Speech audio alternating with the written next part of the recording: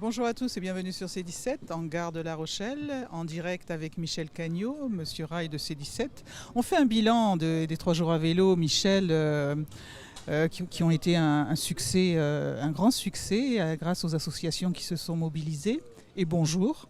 Bonjour Michel, je dirais même un grand et gros succès, parce qu'effectivement, pendant ces 3 jours, on a parlé beaucoup du RER La Rochelle-Nice, comme il faut l'appeler maintenant, avec le concours de toutes ces associations qui nous ont permis de rassembler du monde, que ce soit à Maran, où il y avait 4 élus, dont l'ancien maire Bernard Ferrier, que ce soit à La Rochelle, lors du débat qu'il y a eu, le débat citoyen, que ce soit à Châtelaillon, où Stéphane Villain était là avec certains de ses conseillers et adjoints, certains adjoints, et à Rochefort aussi avec l'adjoint Gérard Ponce qui est aussi vice-président du conseil départemental et bien sûr Benoît Biteau aussi, le député écologique, le nouveau député écologique de cette drôle de circonscription qui en fait englobe Rochefort, contourne La Rochelle pour se retrouver à Maran. Voilà.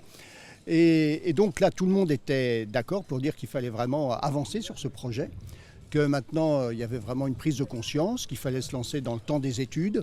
Et avec toutes ces associations qui nous entouraient, alors je cite bien sûr toujours Capronis, notre fidèle complice, Capronis, mais aussi Objectif RER métropolitain. C'est ça qui est intéressant, c'est qu'au niveau national, Objectif RER métropolitain fait un peu le lien et nous donne aussi du savoir-faire technique. Et puis toutes ces associations de vélo qui ont compris que Train plus vélo, c'était un très beau mariage, puisqu'on avait donc Cyclo Trans-Europe, qui avait emprunté notre RER, on va dire, entre Maran et Rochefort, mais qui venait de Versailles et qui allait à Royan. Ah, à Royan, oui, c'est ça.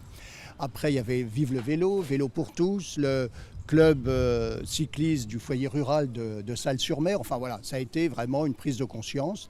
Des adhésions se sont faites à l'association Altro. Alors je rappelle, ceux que ça intéresse, une fois de plus, il faut être nombreux pour pouvoir peser. Donc c'est Altro, Hello, H2LO, ASSO, A2SO. Et là, bon, ça, voilà.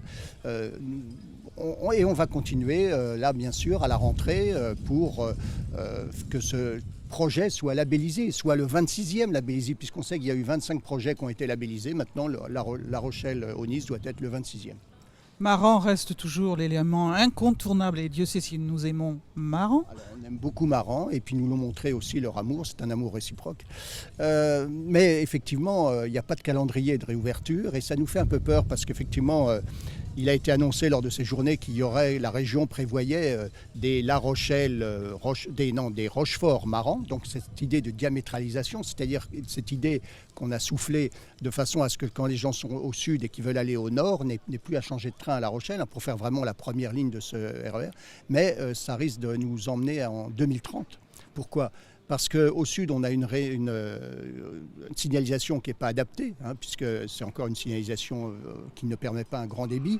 Donc le temps de la refaire, ça a été décidé par la région de la refaire entre Rochefort et La Rochelle, de façon à avoir une signalisation performante comme sur Gers La Rochelle. C'est-à-dire un train qui peut accepter un train toutes les 2 minutes. Le problème, c'est que nous, on aimerait aussi que ça soit amorcé à Tonnet-Charente, puisque voilà, donc ça. Et puis de l'autre côté, on n'a qu'une voie. Donc si on veut faire coïncider les deux, ça va être très dur. Et j'ai peur, j'espère qu'on ne va pas être là-dessus pour la rouverture de la gare de Maran, parce que ça nous renvoie en 2030. Nous, ce que l'on dit toujours, c'est que pour Maran, en moins de 2 ans, on peut mettre en place ces navettes La Rochelle, Maran, La Rochelle. Voilà. Et là, que Maran faisant partie du système périurbain de La Rochelle, il faut que Maran ait une desserte périurbaine du même niveau que celle des autres haltes périurbaines, La Jarrie, Aigrefeuille, Angoulins, voilà.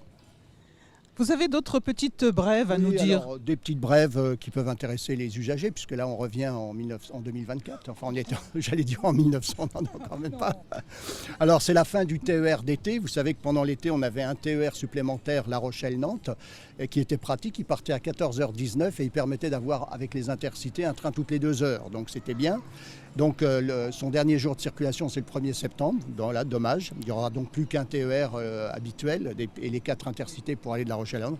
Et la deuxième nouvelle qu'on peut, parce que c'est un peu dans le cadre des services express régionaux métropolitains, c'est la mise en service du car express La Rochelle-Niort, alors donc qui desservira des endroits non accessibles par le train, comme Ferrières et La Rochelle-Niort. Alors le seul bémol, c'est qu'à Niort, il va se perdre dans les universités, enfin voilà, mais il ne va pas jusqu'à la gare. L'intérêt, ça aurait été qu'il se termine à la gare, puisqu'il part de la gare de La Rochelle. Bon, il faudra 1h28 et il y aura 6 allers-retours par jour, donc on verra, là aussi c'est à suivre de près.